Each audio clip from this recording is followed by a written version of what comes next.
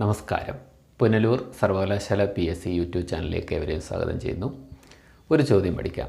പോലീസും എക്സൈസ് തുടങ്ങിയ ഫോഴ്സ് പരമായ പരീക്ഷകളിൽ ചോദിക്കാൻ സാധ്യതയുള്ള യൂണിഫോം പോസ്റ്റുകളിൽ ചോദിക്കാൻ സാധ്യതയുള്ള ഒരു ക്വസ്റ്റ്യൻ.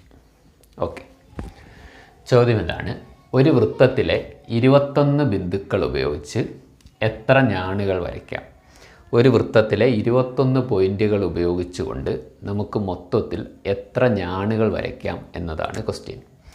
അപ്പം ഒരു വൃത്തം വരച്ച് 21 പോയിൻറ്റും വരച്ച് നമുക്ക് ആ ഞാണുകൾ എത്ര എണ്ണം ഞാണെന്ന് പറഞ്ഞാൽ ഒരു വൃത്തത്തിലെ 2 ബിന്ദുക്കളെ യോജിപ്പിച്ചാൽ കിട്ടുന്ന സാധനമാണ് ഞാണ്. അപ്പോൾ നമുക്ക് എത്ര എണ്ണം വരയ്ക്കാമെന്ന ക്വസ്റ്റ്യൻ. 21 എണ്ണം ഉപയോഗിച്ചുകൊണ്ട് എത്ര എണ്ണം വരയ്ക്കാം?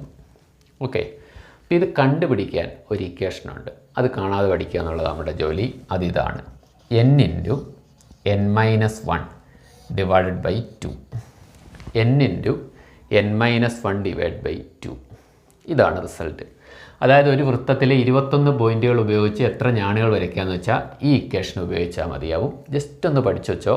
നമുക്ക് പരീക്ഷകൾ ചോദിക്കാൻ സാധ്യത ഏറെയുള്ളൊരു ക്വസ്റ്റ്യനാണ്. അപ്പോൾ n എന്ന് പറഞ്ഞാൽ ഇവിടെ എത്ര ബിന്ദുക്കളാണോ അതിനെയാണ് സൂചിപ്പിക്കുന്നത്. അപ്പോൾ n 21 ആണ്. അപ്പോൾ 21 ഇൻറ്റു 21 മൈനസ് 1 എത്ര കിട്ടും? 20. n ഇൻറ്റു n-1 എന്ന് പറഞ്ഞാൽ 21 ആണല്ലോ. അപ്പോൾ 21 1 പോയാൽ എത്ര? 20 ബൈ 2. 2 20 ഇവിടെ കട്ട് ചെയ്ത് 10. 210 എണ്ണം നിർമ്മിക്കാം. ഓക്കെ, 210 എണ്ണം നിർമ്മിക്കാം. അങ്ങനെയാണെങ്കിൽ മറ്റൊരു ക്വസ്റ്റ്യൻ: ഒരു വൃത്തത്തിലെ 10 ബിന്ദുക്കൾ ഉപയോഗിച്ച് നമുക്ക് എത്ര ഞാണുകൾ വരയ്ക്കാം? ഒരു വൃത്തത്തിലെ 10 ബിന്ദുക്കൾ ഉപയോഗിച്ചുകൊണ്ട് നമുക്ക് എത്ര ഞാണുകൾ വരയ്ക്കാം? ഓക്കെ, അപ്പോൾ എന്തോ റിസൾട്ട്?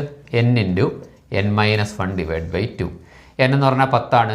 10 into 10 minus 1 by 2. അപ്പോൾ 10 ഇൻറ്റു 10 1 എത്ര? 9 ബൈ 2. 2ഉം 10 ഇവിടെ കട്ട് ചെയ്യുന്ന 5. 9 ഇൻറ്റു 5 45. ക്ലിയർ അല്ലേ? ഒരു വൃത്തത്തിലെ 15 ബിന്ദുക്കൾ ഉപയോഗിച്ച് എത്ര ഞാണുകൾ വരയ്ക്കാം? 15 പോയിൻ്റ് ഉപയോഗിച്ച് എത്ര ഞാണുകൾ വരയ്ക്കാം? ഒരു വൃത്തത്തിലെ 15 ബിന്ദുക്കൾ ഉപയോഗിച്ച് എത്ര ഞാണുകൾ വരയ്ക്കാം? എന്തോ റിസൾട്ട്? n-n-1 by 2. n എന്ന് പറഞ്ഞാൽ 15 ആണ്. ഇൻറ്റു n-1 15 1 പോയാൽ 14 ബൈ 2. 2 14 ഇവിടെ കട്ട് ചെയ്ത് 7. 15 ഇൻറ്റു 7 70 35 105. അപ്പം 105 എന്നുത്തരം. ക്ലിയർ അല്ലേ? ഓക്കെ, അപ്പോൾ ഇത്രയേ ഉള്ളൂ കഥ. വളരെ സിമ്പിളാണ്. ഒരു ക്വസ്റ്റ്യൻ ചുമ്മാ പഠിച്ചു വെച്ചോ. വീണ്ടും കാണാം.